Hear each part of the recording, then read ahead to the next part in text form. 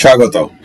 ইতিপূর্বে মদিনার মুসলমান এবং মক্কার কুরাইশদের মধ্যে মক্কার কাছাকাছি হুদায়বিয়া নামক জায়গায় একটি দীর্ঘমেয়াদী শান্তি চুক্তি সম্পাদিত হয়েছিল 628 সালে। সেই চুক্তির শর্ত ভঙ্গ করে মক্কার কুরাইশরা মুসলমানদের মিত্রপক্ষের 120 জন মানুষকে হত্যা করে। নবী মুহাম্মদ সাল্লাল্লাহু আলাইহি ওয়াসাল্লাম সে হত্যার ক্ষতিপূরণ দাবি করলে কুরাইশরা তা অধ্যতবরে প্রত্যাখ্যান করে। অন্যদিকে মক্কা থেকে কতিপয় মুসলিম মদিনায় গিয়ে মক্কায় তাদের উপর জুলুম নির্যাতনের ঘটনা নবী সাল্লাল্লাহু আলাইহি ওয়াসাল্লামকে জানিয়ে তাদের রক্ষার জন্য আবেদন জানান। এরপর থেকেই নবী সাল্লাল্লাহু আলাইহি ওয়াসাল্লাম মনে মনে স্থির সংকল্প নেন যে তিনি মক্কা অভিমুখে অভিযান পরিচালনা করবেন।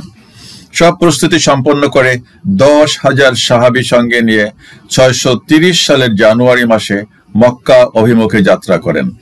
মক্কার কাছাকাছি পৌঁছে একদিনের দূরত্বের মাথায় তিনি তার বাহিনীর তাঁবু গাড়েন। সন্ধ্যায় তিনি নির্দেশ দেন সব তাঁবুতে রান্নার চুলা জ্বালাতে। ইতিমধ্যে মক্কায় মুসলিম বাহিনীর আগমনের খবর পৌঁছে যায়।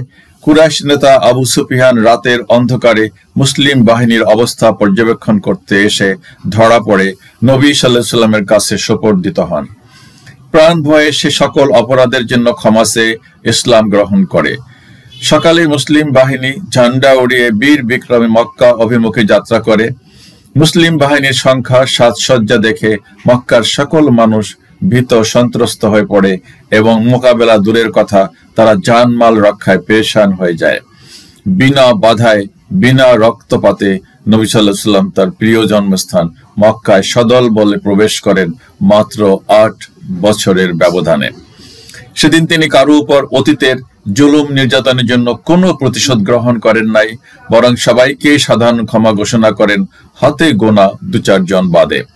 তিনি পবিত্র কাবা ঘরে ঢুকে 360টি মূর্তির দিকে তাকিয়ে হাতের লাঠি দিয়ে ইশারা করতেই সব ভেঙে খান খান হয়ে যায়। কাবাঘর পরিষ্কার করে তিনি সেখানে 2 রাকাত নামাজ আদায় করেন। এবার তিনি মক্কার কুরাইশ নেতাদের ডেকে পাঠিয়ে জানতে চাইলেন তারা কিরকম আচরণ আশা করে তার কাছে। সবাই বলল, আপনি আমাদের অতিশয় ভদ্র সম্মানিত ভাই এবং ভাতিজা, সম্ভ্রান্ত বংশের মহৎ সন্তান, সম্মানিত ব্যক্তি। আমরা আপনার কাছে ক্ষমা ও মধুর ব্যবহার আশা করি। নবী মুহাম্মদ সাল্লাল্লাহু আলাইহি ওয়াসাল্লাম বাক রুদ্ধ কণ্ঠে প্রশান্ত চিত্তে বললেন, আজ আমি তোমাদের সাথে সেই ব্যবহারই প্রদর্শন করছি যেমনটা করেছিল ইউসুফ আলাইহিস সালাম তার ভাইদের সাথে।